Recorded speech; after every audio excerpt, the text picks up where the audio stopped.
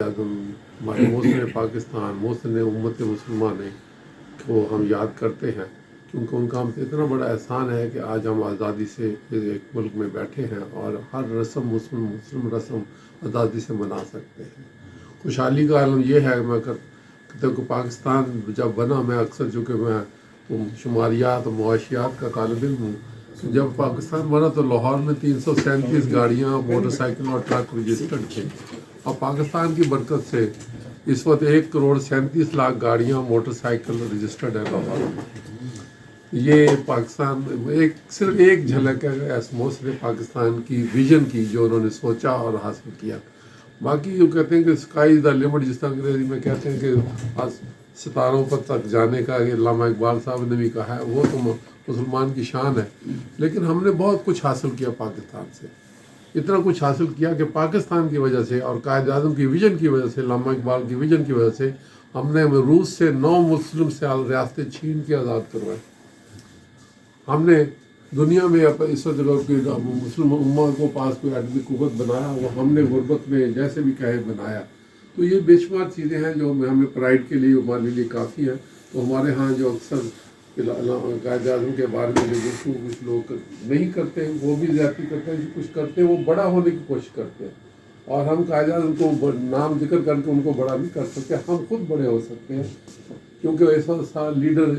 اس سب continent میں یا دنیا میں نامور ایسا کوئی پیدا نہیں ہوا جس نے 3 بڑی قوتوں کو شکست دی، انگریزوں کو، ہندوؤں کو اور مسلم باغیوں کو۔ میں ان کو باغی کہوں گا، برا تو نہیں کہوں گا، باغی کہوں گا، کہ ان کو سمجھ نہیں آئی کہ پاکستان کا مطلب کیا ہے۔ اور آج ان کا حال یہ ہے کہ وہ گائے ذبح کرنے پہ قتل ہو رہے ہیں، گوشت بیچنے پہ قتل ہو رہے ہیں، جمعہ نماز اوپن پڑھنے میں قتل ہو رہے ہیں، اور کشمیر کے مسلمان ذبح ہو رہے ہیں، صرف پاکستان قائد اعظم کی جو بات تھی ان سے نافرمان۔ حتیٰ کہ سکھ جو ہے کمیونٹی، وہ اب بھوکے مار کے اپنے بڑوں کو گالیاں دے دی ہے کہ جب کرتار سنگھ نے قائد اعظم کی بات نہیں مانی تھی۔ تو وہ بہت بڑا ریجنل لیڈر تھا، ہم ان کے تہ دل سے شکر گزار ہیں۔ ہمیں ان کو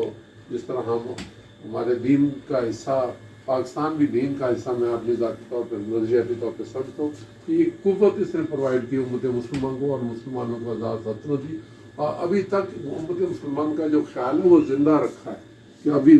ورنہ تو باقی ملکوں کا حال دیکھیں، پیسہ ان کے پاس ہے لیکن نظریہ نہیں ہے۔ ہمارے پاس نظریہ ہے، ہم اس پہ کمزور ہیں، لیکن اس کے باوجود ہم نے اتنی قوت حاصل کی کہ دنیا میں ہمارا نام ہے۔ مجھے 2008 میں رشیا جانے کا اتفاق ہوا ایک وفد کے ساتھ، وہاں کی سب سے بڑی یونیورسٹی ہے، یہاں کی ڈیفنس